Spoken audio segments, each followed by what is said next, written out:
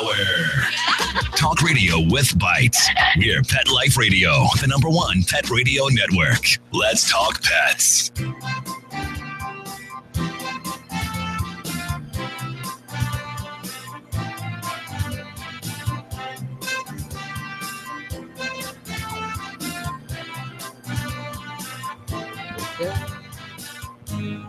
And good morning, good afternoon on this fantastic holiday weekend. Tomorrow being Memorial Day, and it is here in sunny Southern California. It is just that, sunny Southern California. Looking at temps are going to be going up in the 90s here. I'll get some time to a little R&R, maybe a little pool time, and catch up on some reading. But no, it's a great day. Anyway, glad to be here with you, and hope you are too having a fantastic day, or on the plan for a fantastic day. I'm sure you're going to hit the barbecues. And if you were paying attention a couple of weeks ago, we talked about some barbecue summertime hazards. I hope you were paying attention. Remember, no fatty foods, no corn on the cob, no nuts and guacamole and things that can hurt your pets. Just keep a close watch on them, but do include them in the fun of the festivities and give them their own good, healthy things that they can eat while you are munching on the stuff that tastes really good, but may not be so healthy for you either. Anyway, you're live with Dr. Jeff Werber here on Pet Life Radio's Ask the Vets with Dr. Jeff. And we're here for you. It is live. It is call in or join us on Google Hangouts. A couple of ways to get a hold of us. One is 877-385-8882. Write that down. 877-385-8882. Another better way to get a hold of us is to join us here live. Just click on PetLifeRadio.com. You go on to scroll down to the Ask the Vets with Dr. Jeff tab, and click on the link that Mark, our fantastic producer, has left for you, and you can join us here live. We'd love to hear from you. We'd love to see your pets. And there's no excuse because it is totally free. Free advice. What could be bad about that? Thanks to our sponsors, More Than a Cone, raising awareness of animal welfare through the arts from Kong Veterinary Products. Bravecto. Bravecto is every 12 weeks of flea and tick protection in one tasty, chewable treat. Save This Life microchip basically turns your microchip into like a GPS. And who else? We have some others that are on the horizon to join us here and bringing these messages to you, and some really good stuff. Anyway, I started my week. I was in Baltimore and in Washington, D.C. Well, actually, it was actually Tyson, Virginia, or they call it Vienna, Virginia. And it was really cool, actually, because I was there promoting a program. It's actually, it was a merging of two programs that are a little bit different, but very similar. And those are the American Humane has a new program called Shelter to Service program, where they will go into shelters and, based on criteria that they look for, take dogs that are possibly destined for euthanasia, and they will pull them and invest about 4 months of intensive training, maybe even longer, at the price tag of about $20,000 per dog, and teach them to be service dogs to assist veterans who are suffering from either post-traumatic stress or traumatic brain injury. They call it TBI. And interesting is, if you pay attention and listening, I'm also working with Apoquel Zoetis, who sponsors the Canine Courage program. The Canine Courage program linked to the YourAnimalInstinct.com site and the Itch Instinct quiz, where the completion of a quiz triggers a donation made by Zoetis to their Canine Courage program, which provides healthcare assistance to, get this, to retired military and police dogs and to active service dogs, assisting veterans suffering from post-traumatic stress syndrome. So when you think about what Shelter to Service program is doing from American Humane and Zoetis's program called Canine Courage, which is supporting healthcare assistance, you have these dogs that are being taken from the shelters and trained, and then healthcare is being provided through the Canine Courage program. It was a perfect match. So since the first class of Shelter to Service dogs was being done in Baltimore, 5 dogs, so we decided to go to Baltimore to start promoting this fantastic program, along with, of course, Zoetis's Canine Courage and Apoquel, tying it into keeping your dogs healthy and itch-free during this crazy allergy season. So it was a great. So I did oh my God, I think I did 4 or 5 TV interviews, radio interviews. It was a very long day, jam-packed, starting in Baltimore the night before, and then going through Baltimore in the morning, and then into Tyson, Vienna, and then Vienna, Virginia, and then finally to Dulles and back home to Los Angeles. So it was great. And then I have a couple of other stops along the way. I'll be stopping in the next 2 months. I'll be in San Antonio, Texas. So I will let you all know, anyone listening from San Antonio, and then finally to Atlanta, and probably go back to New York again at some point to do some more things. Oh, by the way, stay tuned. Sometime during the week of June 5th, either maybe on that day or soon after, I will have a segment that's airing on the Today Show we've talked about this, so don't be too surprised, plastic surgery for pets. So anyway, if you'd like to ask me anything, you got me here for the next 30 minutes, well, maybe 25 left, 877-385-8882, or join us live here on Pet Life Radio. Ask the Vets with Dr. Jeff tab. Go scroll down to the Google Hangouts link and join us right here live on Google Hangouts. So as you often know, we're going to talk about something today. I want to talk about, so get your questions ready, puppies and kittens and surgery. I get a lot of questions about safety issues and when to do things, why we do things sometimes differently in puppies and kittens.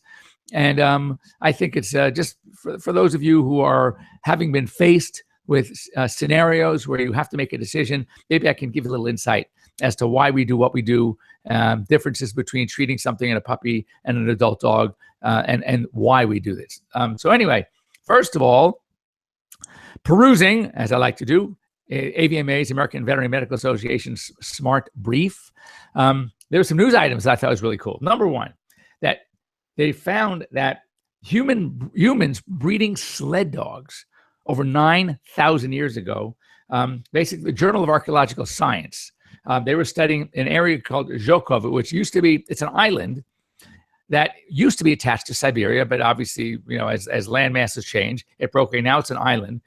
And there were hunter-gatherers that would use dogs, sled dogs, and they believed they were actually breeding these dogs because when they found and identified graves, and next to the graves of these hunter-gatherers, and based on the skulls and the anatomy of the bones, they were finding skulls that looked very similar to our modern-day Siberian Husky skulls, and also wolf skulls, and believed that they were possibly doing some hybrid breeding even back then to train these dogs to have sled dogs. And interestingly, not only, what I found more fascinating is that they were buried next to their dogs, or their dogs are buried next to them.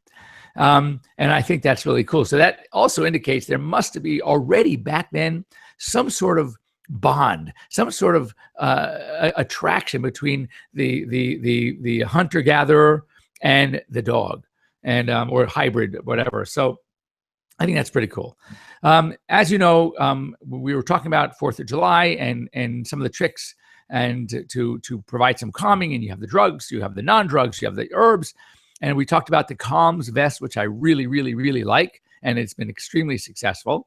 CALMZ, look it up, because if you have a dog coming up, you have 1 month to prepare for that 4th of July. So if you want to get the Calms vest, but some veterinary behaviorists were testing out this thing called the Zen Crate. Now, I could, just by the description, which by the way is very similar to the vest, so I kind of like it, but I'm fearful of what the retail price of this thing is going to be when it's all done. But what it includes, it's a crate that has an orthopedic bed, plays music, just like the Calms, sounds just like the Calms.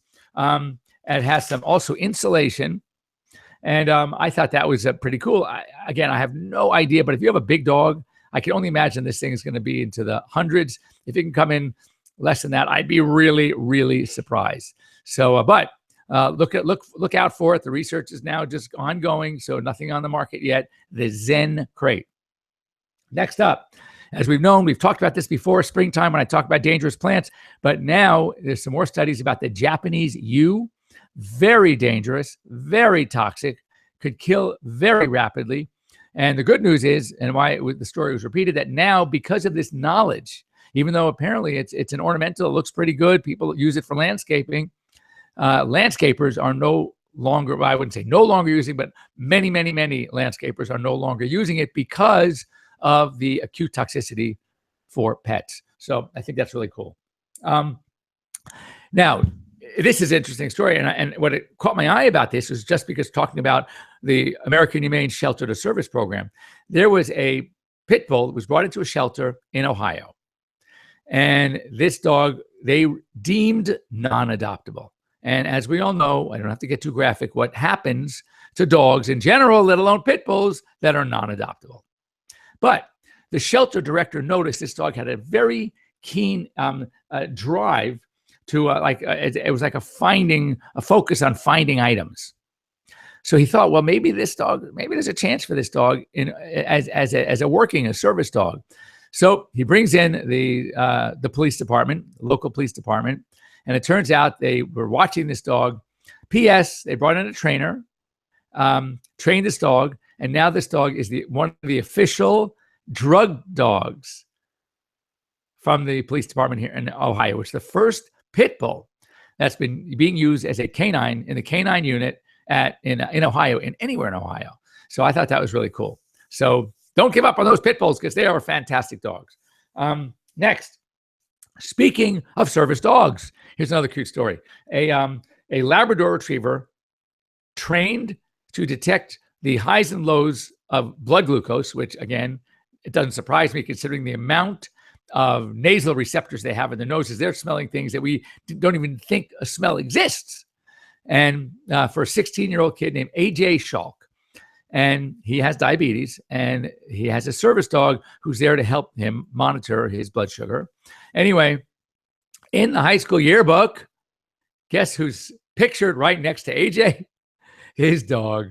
So yes, the principal says he's just like one of the students. He's here every day. Everybody knows him. He's well behaved, and that's pretty cool. So yep, he has his own picture in the yearbook. Also, not super surprising to me, as the more I work with dogs, the more it's like I'm no longer impressed. And not in a bad way. It's just that it's like, oh my God, here's another thing that we learn about dogs that are just, it's so fascinating. So the study out of Hungary, surprised they're doing studies like this in Hungary, but anyway, they are. There are a couple of vet schools there that dogs can differentiate between different growling sounds. And they don't even have to see the dog doing the growling. They can actually, just by nature of the sound, determine whether it's a friendly growl. And, I'll tell you a story in a minute, but friendly growl, a self-protective growl, or a food protective growl.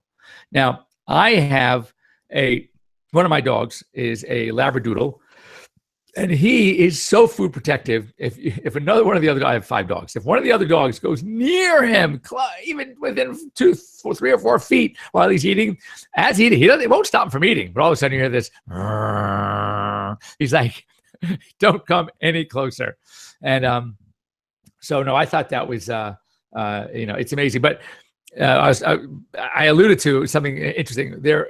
Anyone out there have a Rottweiler or had a Rottweiler? I mean, back in the 80s, this was a dog that was like in the 40s on the AKC list of popularity dogs, and it got down to 11 or 10. I mean, it had its heyday. They were one of the most popular breeds back in the 80s.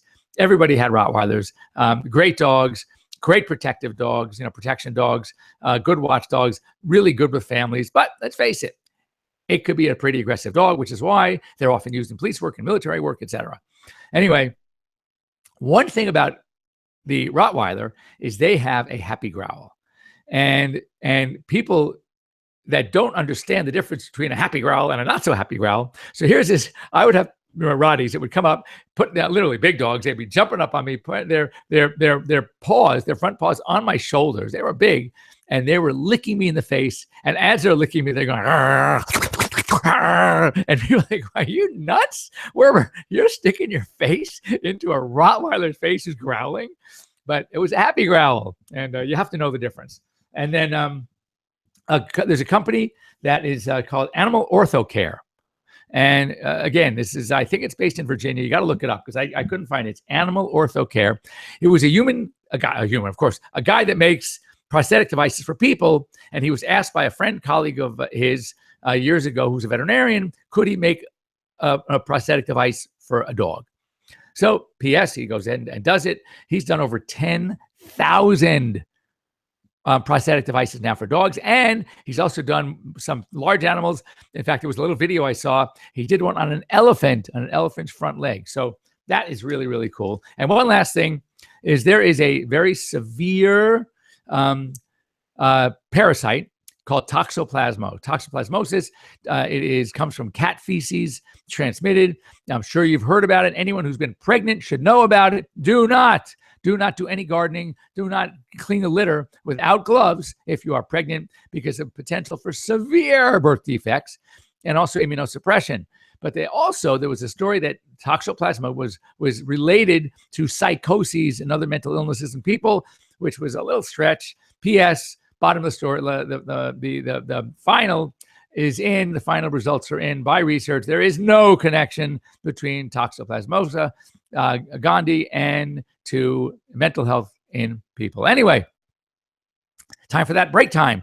So don't go away. We're going to come back. We're going to talk about some differences in how we handle puppies versus adults when it comes to anesthesias, and why we do certain surgeries on puppies that we don't do on adult dogs, etc. So don't go away. We'll be right back here. Pet Life Radio's Ask the Vets with Dr. Jeff.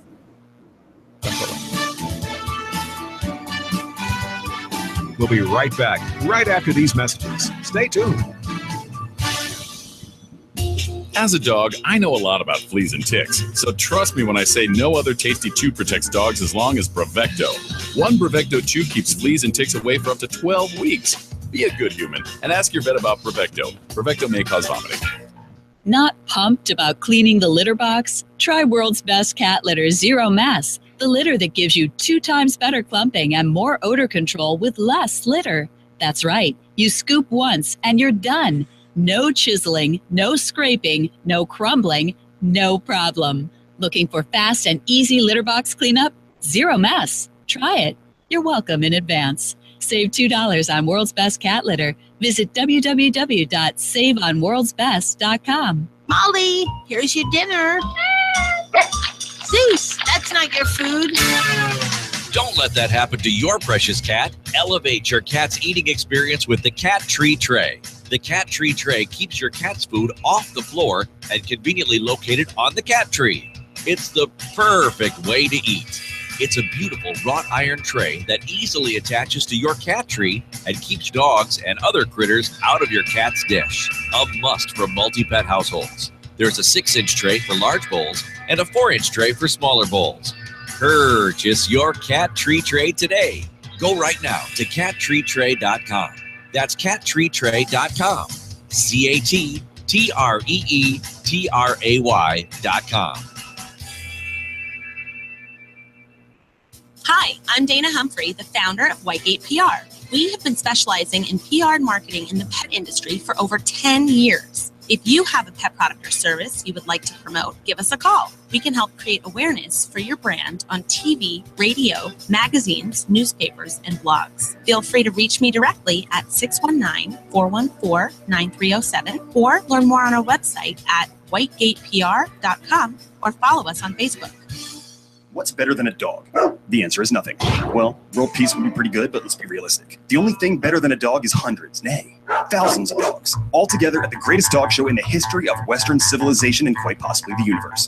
The World Dog Expo, June 9th through the 11th at the Meadowlands Expo Center in Secaucus, New Jersey. Masterminded by the top concert and pet show promoters in the world. Featuring championships in several major dog sports, huge meet-the-breed showcases, and so much more. Imagine an event that's part Olympics, part rock concert. All designed for the education and entertainment of you and your dog. So what's better than a dog? the World Dog Expo, June 9th through the 11th at the Meadowlands Expo Center. For more information and to be part of the show, visit us at www.worldexpo.dog. That's www.worldexpo.dog. Begging to hear more of your favorite show? Full episodes of all our shows are available on demand. Go to PetLifeRadio.com to fetch our entire lineup of Possum Pet podcasts. Also, dig us up in iHeartRadio and iTunes. Let's Talk Pets. Live and on demand only from Pet Life Radio. Let's Talk Pets. Let's Talk Pets On Pet Life Radio. Pet Life Radio. PetLifeRadio.com.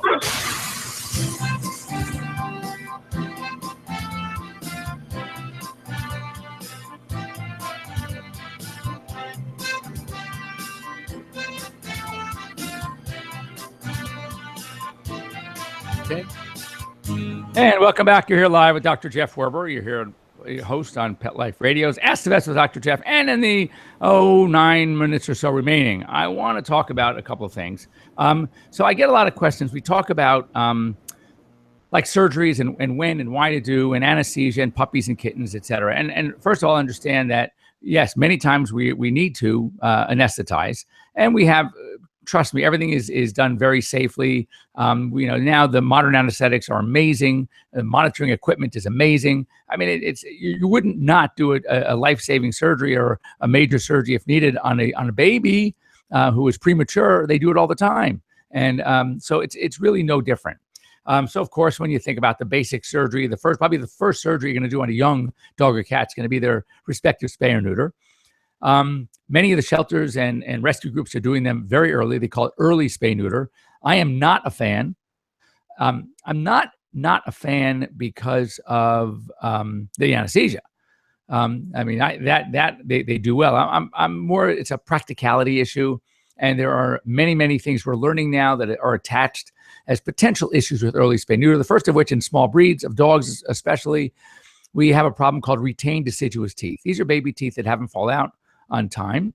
The adult tooth does erupt, does come through the gums, supposedly to push the baby tooth out of the way and replace it, but instead it comes in alongside the that baby tooth and the associated baby tooth, and they're both there. We have double teeth. Of course, now we have to pull the baby teeth. Well, and of course that's going to require anesthesia. So when you have this problem, you won't know you're going to have the problem until they're at least 5.5 to 6 months of age, or even a little older. Well, if you spayed that dog and knocked him out at 3 or 4 months, and then your dog has retained baby teeth, guess what? You got to do a second anesthesia a month or two later. That is really just dumb. So no, unless it's a situation from a shelter where it's got to be done because they know from experience, and they're right, that even though people are given vouchers for free, no money, spay neuter when they're a little bit older, guess what? People don't do it. So I get from that perspective why the shelters and the rescue groups are doing it. But in a home situation, do not let anybody talk you into early spay neuter. Wait until all the teeth are in and go from there. Now, two other problems that are now associated with early spay neuter. One, of course, is the story we hear, especially with females and spays, is urinary incontinence. And it is believed that early exposure to the female hormones will help prevent these incontinence issues later on. And so therefore, since there's really no major benefit, there is one advantage to early, or I shouldn't say early like early at 4 months, but early like 6 months, once you know that the teeth are in, and you could pull the baby teeth if you need to. But there is a link between mammary tumors, mammary cancer, breast cancer, and earlier spay neuter, such that they feel for spaying that if you spay a dog prior to a first heat, you typically around 7 months of age. So you can knock them out at 6 and do the, you could if you wanted to, but I wouldn't. If you want to do it early, then wait until about just before 7 months, 6.5 months. Now, by this time, all the teeth are in, you'll know which baby teeth need to be pulled. You can spay neuter and virtually eliminate the risk of breast cancer in the female, about 98%, 97% risk reduction. If, however, she has her first heat and you spay her after her first heat but before the second, you still get a very large risk reduction, 88 to 90%. So that's pretty good, especially when you think of the other side of the coin is the urinary incontinence issue later on. For large breeds, there's a new problem out there, and that is the bone cancer. So large breeds that are at risk for bone cancer, and almost every large breed. I mean, retrievers, Rotties, Shepherds, you name it. The study was done on Rottweilers, but there's no reason to think that it's only a Rottweiler thing. But there was a tremendous increase in incidence of bone cancer later on in life in males that were prepubertally neutered, about 65% greater incidence, and females that were prepubertally spayed, about a 35% incidence increase in. So now you got to weigh all this stuff together and make the best decision. Talk to your veterinarian. Feel free to get a hold of me if you have any questions about this at drjeff, Dr. Jeff at PetLifeRadio.com. Now, here's another thing that we're often, many of you have had kids that have broken an arm. It's very common, okay? And what do? The doctor puts a cast on. If the break is if it's easy to achieve apposition, or you still the two bones in the leg, if you have the radius and the ulna often does not break, so you can use that as an internal splint, and you put a cast on. And yet, when it comes to small breeds, young dogs that are still growing, your doctor, your veterinarian might recommend surgery and say, why don't we put a cast on it? If it was a larger dog, you would just do a cast. And there are a couple of things to be concerned about. One is the breed size and the bone size. And two is there still growth left in the bone? And here's what happens. If you put a cast on, first of all, let's assume for a second that you can achieve a good apposition, a good alignment with the two pieces of the bone on each side of the fracture. So you can line it up pretty well. So a cast would work.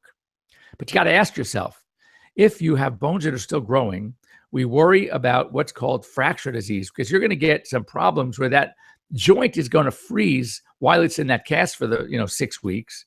And as the bone grows, it's pushing up against that cast, which is not growing. So if one is going to do that and you have good opposition, I always recommend checking that cast weekly, taking an x-ray. And what I do after the second week typically is I will slice the cast almost like a bagel, cut it, and then allow for some regrowth, re-room, right? And then apply it back on with just some good type of either Elasticon or vet wrap, a bandaging material that will keep that leg sturdy. And then maybe after the fourth week, take the top half off. Now, what about small breeds? And this has happened a lot, and it's happened to me even, where because of financial issues, the owner can't do the surgery, can't afford the surgery, and I'm able to achieve the post x-rays after reducing the fracture look fantastic. And I say to the owner, look, this should heal because we have great alignment. Everything is perfect. We're keeping the dog in a cast, whatever. And we're watching, and the bone is not healing. If anything, the ends are getting thinner and thinner. And what's happening there is because the blood supply in some of these very small dogs, and I'm talking Pomeranians, Papillons, Yorkies, I mean, really these teeny little dogs, is compromised, and especially with the fracture, that you need obviously you need the bones touched, but you also need a good blood supply, and it's very hard to achieve that stability. Another thing that you might look at if the fracture is too clean, that, believe it or not, could be bad. It's almost like if somebody took a bone saw and cut the bone. So now you have these two pieces that are both flat, okay? So what's happening is, you can put them in a cast and prevent this, but what's going to prevent this? So what happens is, if there's nothing to prevent the rotational instability, which would happen. Now, if you have fractures that are jagged and you can reduce it, and now the pieces are stuck to each other, right? So that can also prevent. So if your cast will prevent the movement this way or this way back, and the jagged edges will prevent the rolling, then it could work in a cast.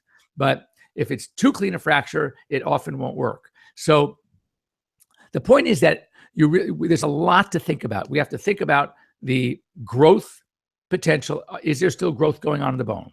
We have to think about freezing a joint for a long period of time called fracture disease, and what's going to happen after that, especially in a growing dog. We have to think about the ability to not only handle the lateral instability, right, but also the rotational instability.